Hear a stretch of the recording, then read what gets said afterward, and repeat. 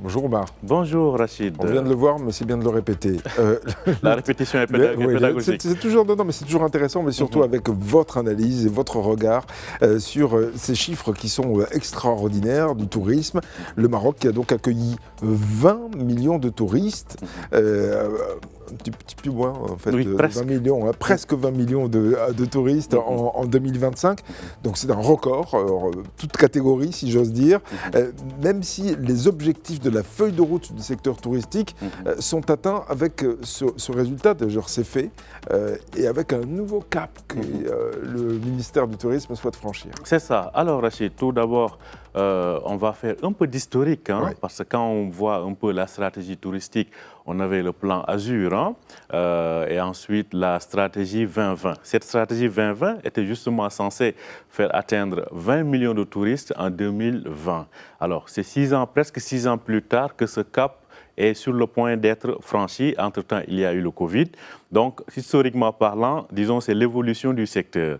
Et ceci est aujourd'hui réalisé grâce à cette feuille de route qui a été signée sur la période 2023-2026. En fait, cette feuille de route arrive à échéance en cette année 2026. Et il faut dire que tous les objectifs sont atteints, aussi bien en termes d'arrivée touristique qu'en termes de recettes touristiques, mais aussi en termes de stratégie pour mieux élargir le secteur. Donc, on peut dire que les chiffres sont là, les chiffres parlent d'eux-mêmes, mais c'est aussi le fait que cette feuille de route a réalisé donc ces objectifs, ce qui nous permet d'avoir exactement ces 19,8 millions de touristes. Hein, donc, pour cette année 2025, on est presque à 200 000 touristes de moins pour atteindre la barre des 20 millions de touristes. Ceci est important.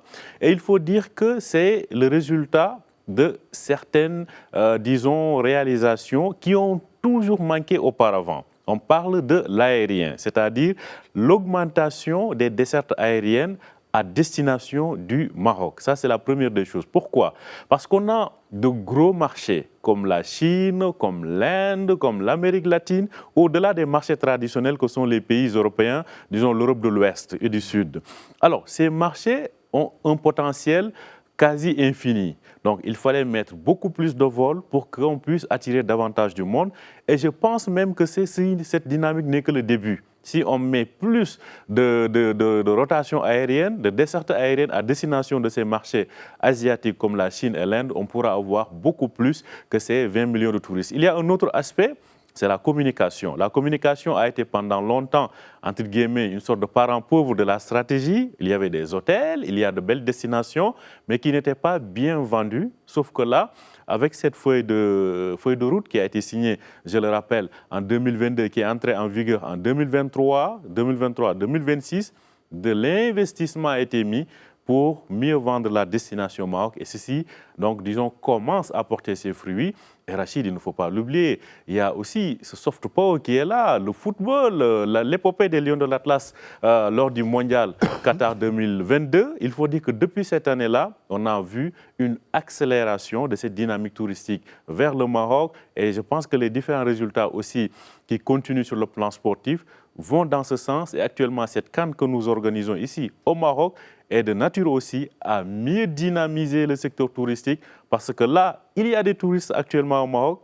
Mais moi, je pense que même après la CAN, on va recevoir encore beaucoup plus de touristes. Ouais, effectivement, et vous parlez de communication, c'est vrai qu'il y a un storytelling maintenant autour du Maroc. Vous évoquiez l'épopée des Lions de l'Atlas lors de la Coupe du Monde au Qatar. Il y avait ces valeurs familiales qui étaient véhiculées par les joueurs. Et puis là, cette fois pour la CAN, c'est la modernité du Maroc, les avancées structurelles, etc., qui sont mises en valeur. Mises en valeur. Surtout le touriste africain aujourd'hui se rend compte qu'il y a une destination africaine qui lui offre les mêmes standards de loisirs que ce qu'il peut aller trouver en dehors du continent. C'est ça le vrai gain en réalité, ce qui fait que moi je pense qu'il faut voir aujourd'hui, dans les années à venir, le taux des touristes de fréquentation, des touristes issus du continent va monter en flèche très probablement. Et avec, comme vous l'avez dit, le continent asiatique aussi qui est très courtisé. Les retombées économiques maintenant sont-elles perceptibles, oui. Perceptible avec cette forte hausse des arrivées touristiques. Oui, Rachid. Alors, on est déjà à 124 milliards de recettes touristiques à fin novembre 2025, c'est-à-dire pendant les 11 premiers mois de l'année, on a eu comme recette touristique 124 milliards. Alors, ceci est une hausse de 19% selon le ministère du Tourisme par rapport à l'année dernière. Quand même, c'est conséquent. Il faut avoir presque 20% de hausse sur une année, c'est extrêmement important, Rachid. Donc, ceci déjà dépasse les objectifs de la feuille de route par rapport aux retombées touristiques, mais ceci aussi montre qu'il y a des retombées économiques. Alors, le 124, c'est le chiffre global. Mais quand on voit dans le détail, plus les hôtels ont de la clientèle, par exemple, un hôtel de Marrakech qui a 500 ou peut-être 200 chambres, qui est occupé à moitié, mais qu'avec cette hausse des fréquentations se retrouve occupé peut-être à 80%. Donc, ceci exige plus de présence comment, je ne vais pas dire main-d'œuvre, mais de capital humain, de personnel, effectivement, pour faire tourner cet hôtel-là. Mais autre chose, l'artisanat marocain gagne aussi parce que tous ceux qui viennent rentrent avec des souvenirs. Tous ceux qui viennent ont des objets. Tous ceux qui viennent aussi fréquentent autre que les hôtels. On pense notamment à la restauration, on pense aux musées. Donc, c'est dire que le tourisme est un secteur polarisateur dont les retombées sont multisectorielles. Oui, Rachid, en attendant de voir les chiffres exacts, peut-être que là, c'est le ministère qui doit nous communiquer sur le nombre d'emplois créés par le secteur, mais logiquement, un hôtel qui marche, donc recrute plus de personnes, et ceci a des retombées économiques indéniables. Voilà, et y compris sur les recettes touristiques, puisque les 124 milliards, c'est un chiffre qui est arrêté, si j'ose dire, à fin novembre. Oui. Donc il manque encore le mois de décembre. Et peut-être que ça pourrait être effectivement au-dessus. Alors, cela dit, donc le cap des 20 millions va probablement être franchi assez rapidement. Quel est le nouveau cap qui a été fixé pour les années à venir? Alors, le nouveau cap là, on va aller sur 2030, c'est l'année du mondial.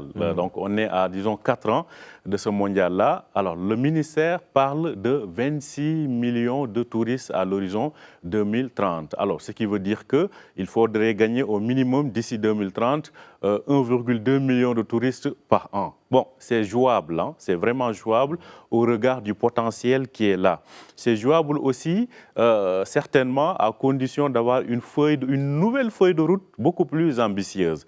Parce qu'on a vu les résultats de cette feuille de route qui avait été lancée, qui était en vigueur depuis 2023 et qui arrive à échéance en cette année 2026.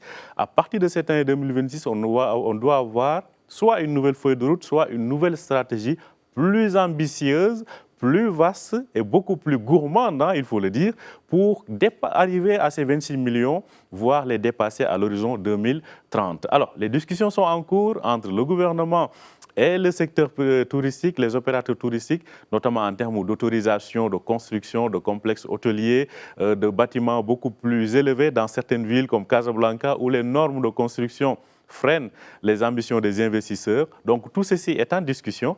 On verra quels seront les moyens qui seront mis, quelles seront l'ambition en termes sur le plan d'investissement touristique pour voir comment on peut davantage être plus gourmand en termes d'attractivité. Il faut être gourmand, pourquoi? Parce que le potentiel est là, aussi bien en provenance des marchés traditionnels que sont les marchés européens, mais aussi nord-américains, mais surtout l'Amérique latine et bien évidemment l'Afrique et surtout l'Asie avec la Chine et l'Inde qui doivent être des objectifs de premier plan pour le tourisme marocain. Merci beaucoup Oumar Baldé pour cet éclairage.